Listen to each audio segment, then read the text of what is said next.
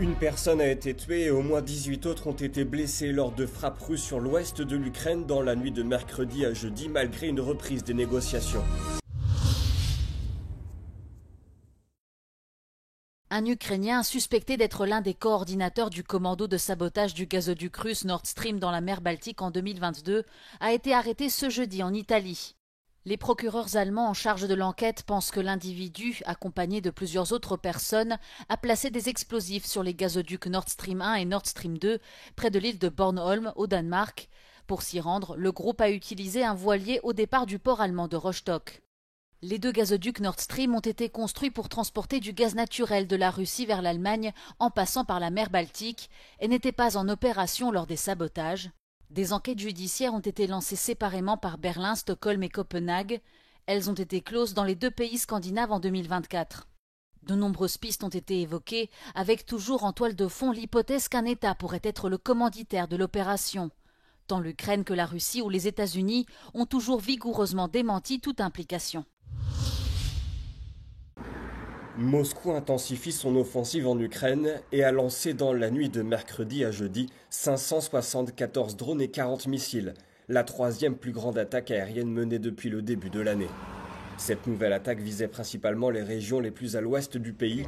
À Lviv, une personne est morte et 3 autres ont été blessés, ont indiqué les services d'urgence ukrainiens. Le gouverneur de la région a indiqué que l'explosion avait endommagé 26 bâtiments résidentiels, une crèche et plusieurs immeubles de bureaux. Plus au sud, 15 personnes ont été blessées à Mukachevo en Transcarpathie, où plusieurs entrepôts ont été détruits, dont celui d'un important fabricant d'électronique américain.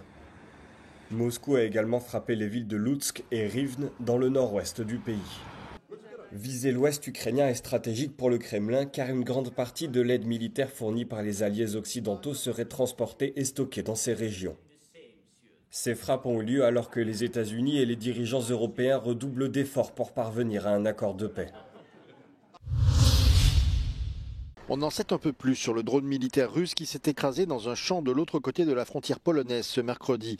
Le ministre de la Défense a tenu un point presse sur l'incident au cours duquel il a parlé de provocation délibérée du Kremlin, mais s'est bien gardé d'évoquer une attaque armée directe. Mamy do czynienia w szczególnym momencie, kiedy trwają dyskusje o pokoju.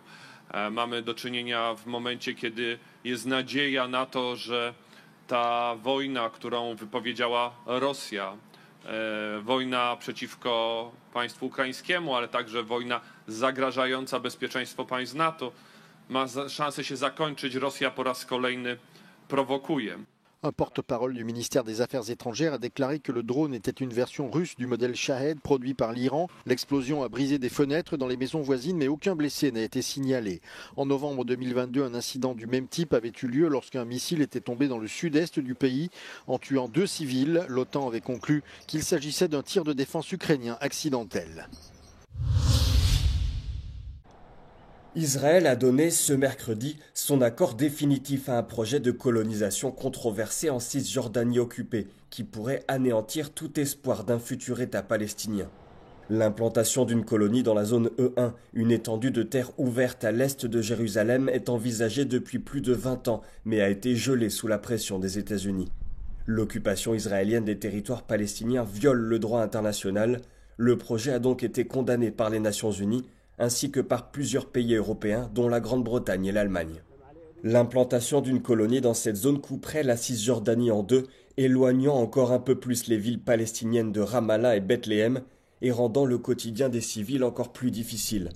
Alors que l'attention du monde se concentre sur la bande de Gaza, les Palestiniens de Cisjordanie doivent faire face, ces dernières années, à des attaques de colons israéliens, à des expulsions et à des opérations militaires qui entravent leur liberté de mouvement. Dans le même temps, de fortes explosions ont été entendues dans le nord de l'enclave palestinienne, l'armée israélienne déclarant avoir entamé la première phase de son offensive planifiée pour s'emparer de la ville de Gaza. Une annonce qui a été faite alors que les négociateurs s'efforcent d'obtenir un cessez-le-feu pour mettre fin à cette guerre qui a déjà fait plus de 62 000 victimes depuis octobre 2023, selon le bilan du ministère de la Santé du Hamas, jugé fiable par l'ONU. Fin d'une bataille acharnée de plusieurs semaines au Texas. La Chambre des représentants locale a approuvé le redécoupage des circonscriptions électorales de l'État, une mesure demandée par le président américain Donald Trump, appelée gerrymandering, pour avantager le Parti républicain lors des élections de mi-mandat de 2026. You want transparency? Here's the U.S. Supreme Court legal transparency. The underlying goal of this plan is straightforward. Improve Republican political performance. Les élus démocrates avaient tenté d'empêcher cette approbation en quittant l'État lors du premier vote il y a 2 semaines. À leur retour, ils ont été placés sous surveillance policière afin de s'assurer qu'ils participent au scrutin. We are at a turning point for our democracy. If we allow cheating, and that's what this is, it's cheating, elections will no longer reflect the will of the people. In a democracy, people choose their representatives. This bill flips that principle on its head, letting politicians in D.C. choose their voters, and that is un-American. Le processus de redécoupage des circonscriptions a généralement lieu tous les 10 ans à la suite d'un recensement national. Les démocrates ont eux aussi recours à cette pratique, comme récemment le gouverneur de Californie Gavin Newsom. Mais les républicains utilisent cette méthode beaucoup plus ouvertement. La police brésilienne affirme avoir trouvé des messages sur le téléphone de l'ancien président Jair Bolsonaro montrant qu'il avait l'intention de fuir en Argentine et d'y demander l'asile politique pour échapper à la justice de son pays.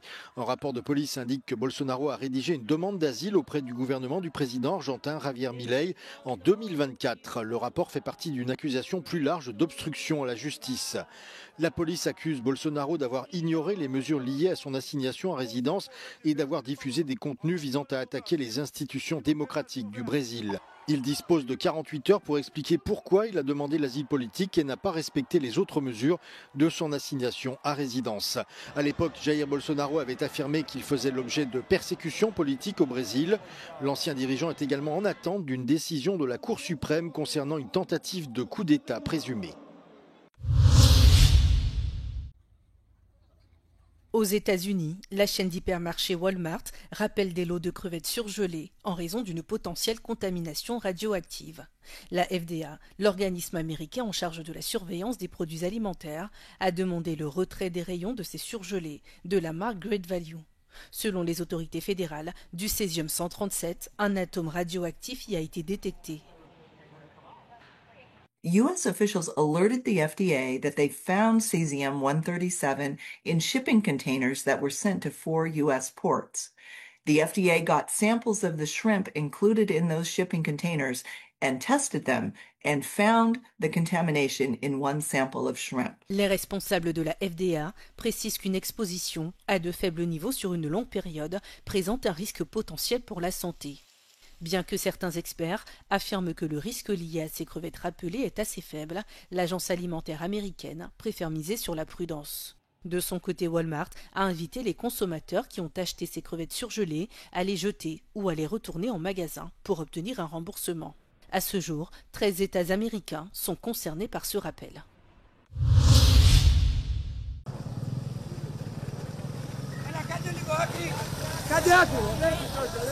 La photo a fait le tour de la Grèce. Un homme à moto évacue un mouton à l'approche des feux de forêt. La scène a eu lieu la semaine dernière à Patras, une ville portuaire en proie aux flammes. Les incendies impactent significativement la faune, entraînant une hausse de la mortalité et des blessures. Ils causent également des déplacements d'animaux, la perte de leur habitat, de la pollution et perturbent les écosystèmes. Aussi, des associations se sont portées au secours des animaux à Patras pour leur offrir un abri et des soins vétérinaires. We've been assisting some local wildlife partners with things like transport of animals, wildlife who have been injured. So things like tortoises that might be out and suffer from burns and now need care. So we've helped to move those animals, relocate them where they can get care and be recovered in a sanctuary environment. Les associations ont recueilli des chiens et des chats des rues blessés lors des incendies en attendant de leur trouver un logement permanent. L'enjeu est également économique. Le feu ayant emporté de nombreuses ruches, l'association prévoit d'implanter de nouvelles colonies d'abeilles pour soutenir la reprise de l'apiculture. There's been many beekeepers and apiaries that have been affected by these wildfires. So hives that have been burned, lost, and destroyed. And so that's people's livelihoods. And it's also impacting things like honey production. And it's also and bees are struggling because their forage, the plants that they eat, have also burned.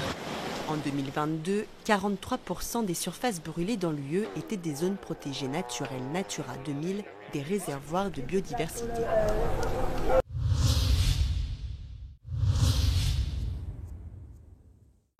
Des centaines de personnes rassemblées ce mercredi matin devant le tribunal de Westminster. Certains abordent des drapeaux palestiniens. Ils sont là pour apporter leur soutien au rappeur Mo Farah. Membre du groupe de rap irlandais Knicap, l'homme de 27 ans est accusé d'avoir affiché un drapeau en soutien au Hezbollah lors d'un concert à Londres l'année dernière.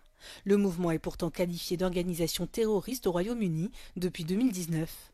Pour le rappeur, qui nie les accusations, il s'agit d'une affaire politique qui vise à faire taire son groupe et la protestation contre la guerre à Gaza. We're not going away. We support Liam Oak, we support NECAP, we support Palestine. You know, so the state have placed themselves in a stupid position. They can kick it down the road, make him come back again, you know, and there'll be twice as many people here the next time.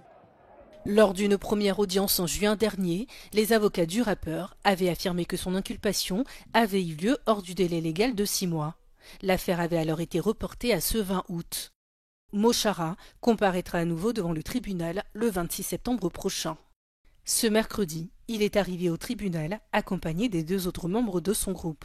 Fondé en 2017, Knicap est connu pour ses prises de position, notamment son soutien pour la Palestine. Toutefois, le groupe a toujours nié soutenir le Hamas ou le Hezbollah.